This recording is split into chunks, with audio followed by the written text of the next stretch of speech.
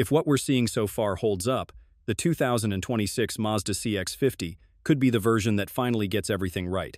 Mazda didn't just fine-tune. It straight up addressed the biggest complaints owners had from day one. Hello everyone, this is Scott from CarlandTV.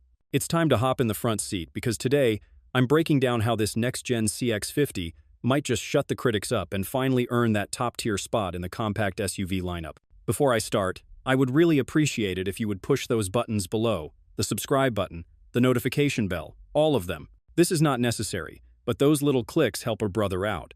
Plus, it pushes me to give you more valuable car-related content on your screen. Now, buckle up, and let's get back to the video. When I first sat in the original CX-50, the interior felt like a near miss, like someone took premium design cues and handed them to a stubborn interface team. Everything looked nice, but then you realized you were stuck using a rotary dial to type in an address like it was 2012. No touchscreen unless you were parked? Yeah, that got old fast. But from everything Mazda's showing us for 2026, they've finally caved to logic. And I mean that in the best way. Word is, Mazda's upgraded the screen layout and functionality across more trims, not just the high-end ones. Touchscreen input is now supported when the car's stopped or moving at low speeds, which makes a difference when you're trying to switch playlists or pull up a destination mid-errand. The rotary controller's still there, but now it works in tandem with the touchscreen instead of fighting against it. What I'm most curious about is whether Mazda improved the voice controls and response times, because that lag was brutal in earlier models. With wireless Apple CarPlay and Android Auto now standard, you can dodge the native UI if needed, but from the sounds of it, you might not have to anymore. As someone who spends hours behind the wheel, stuff like this matters. You want your focus on the road, not buried in menu screens. It looks like Mazda finally got the message. Let's talk about the drivetrain next, because the hybrid update is where this gets real interesting. I've always respected Mazda for making cars that drive better than they have any business doing. Even when they're chasing Toyota-level reliability, they still somehow sneak in that grin-worthy handling. But fuel economy? That's where the CX-50 got side-eyed. The standard 2.5-liter gas engine wasn't exactly sipping fuel, and the turbo model could hit your wallet hard if you drove it like it begged to be driven. Owners noticed, and Mazda did too. So for 2025, Mazda brought in Toyota's hybrid system, and it's rolling into 2026 with momentum. Now, before you write it off as a badge swap, listen, this isn't a Prius in a hiking jacket. Mazda tuned the hybrid setup with its own 2.5-liter four-cylinder, pairing it with Toyota's proven electrics. What you get is a smooth, efficient drivetrain that actually feels natural in a Mazda. No rubbery CVT weirdness, no sluggish throttle. It's not going to win a stoplight race, but you'll hit around 37 to 39 mpg combined, and that's a serious upgrade for folks who drive this SUV daily. What sells me even more is that this hybrid isn't exclusive to some ultra-premium trim. It's available in real-world versions people actually buy. And because the CX-50 is built stateside at Mazda's Alabama plant, parts and servicing are going to be easier to deal with down the line. Mazda didn't just slap on an eco badge and call it innovation. They made something usable, fuel-efficient, and still pleasant to drive, exactly what a compact SUV hybrid should be. Now, you can't just sell rugged looks and call it a utility vehicle. You've got to back it up with real-world space and comfort. And with the early CX-50s, that's where things got a little sketchy. From the outside, it looked like a longer, wider evolution of the CX-5. But slide into the rear seat, and you'd hit a wall, literally, with your knees. The sloping roof and tighter legroom just didn't match what folks expected from a so-called adventure SUV. Owners with growing kids or gear-heavy weekends didn't hold back in feedback. Mazda must have taken that seriously, because the 2026 update seems to have course-corrected. We're seeing a reshaped rear bench with more relaxed seat angles and slightly improved legroom. The hip point's also been lowered a bit, which gives rear passengers a more natural seating position. It's a subtle change, but when you've spent a couple of hours in the back, you feel it in your knees and back. Mazda also padded up the seat cushions, which used to feel stiff over long drives. Cargo-wise, the layout's been reworked for better usability. The opening's wider, and the floor is now flatter when the seats are folded. That alone makes loading bulky stuff like coolers or mountain bikes less of a puzzle. No more awkward lift-over lip either, and with the hybrid battery stashed low and out of the way, you're not losing any real-world storage. This might sound like small stuff, but for folks who use their SUV like a tool, and not just a commuter box, this matters. And if Mazda nailed the ride quality, too, it's going to round out the daily experience even better. If you've ever driven the early CX-50, especially the turbo trims, you probably noticed how planted it felt. but you also probably felt every crack in the road. That stiff ride gave it a sporty edge, sure, but over time it wore people down. Commuters were complaining about the harshness on rough city streets, and highway travelers noted road noise sneaking in, especially over coarse pavement. For a vehicle aiming to balance weekend trails with weekday errands, that kind of compromise just didn't hold up. Now with the 2026 CX-50, Mazda seems to have gone back to the suspension playbook. They didn't neuter it, they refined it.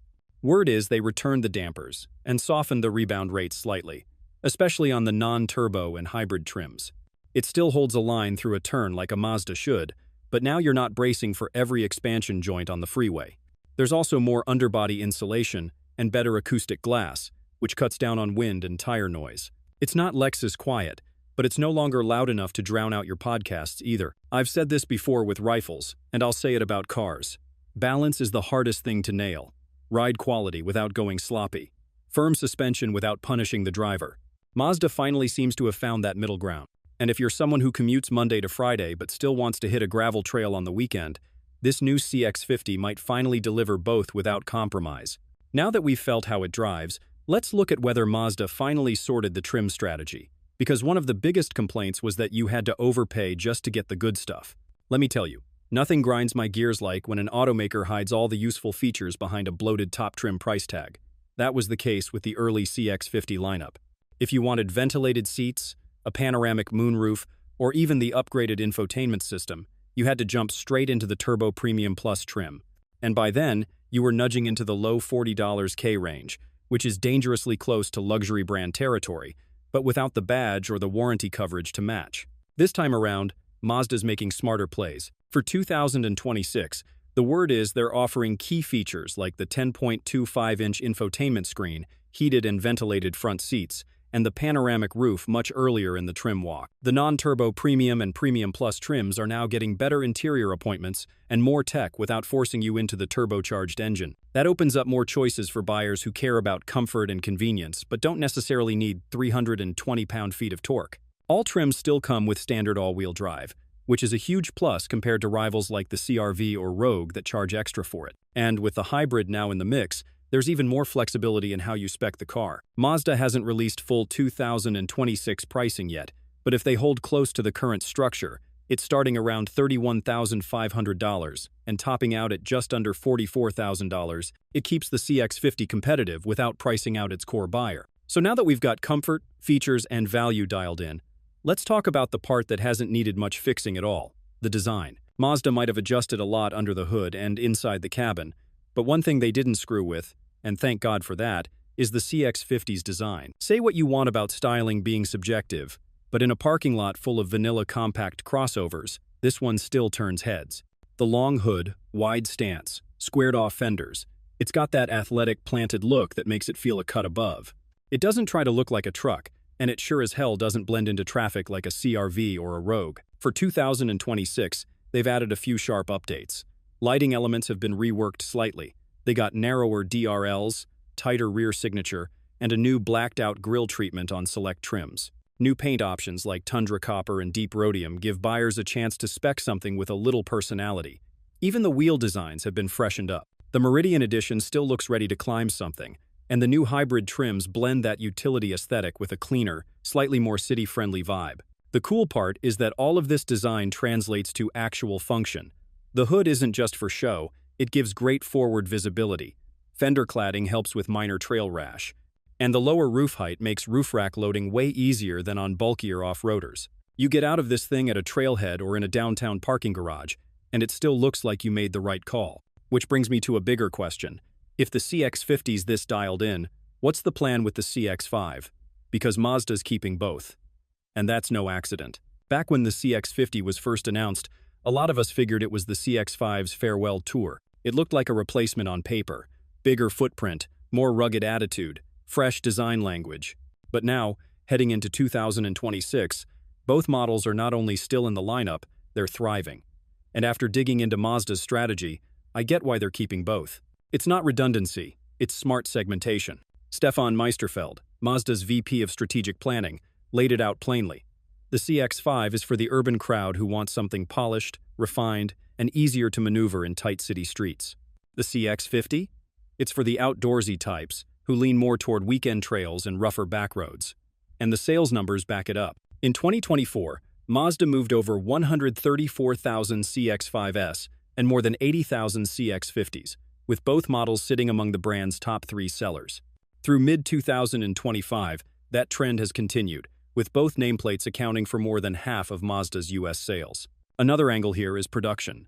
The CX-50 is built in Alabama, which is right here in the U.S., while the CX-5 is still imported from Japan. That gives Mazda a little insurance against supply chain or tariff issues, while also allowing it to market differently based on region. Globally, the CX-5 still crushes, so it makes sense not to mess with that momentum. So no, the CX-50 isn't replacing the CX-5. It's complementing it.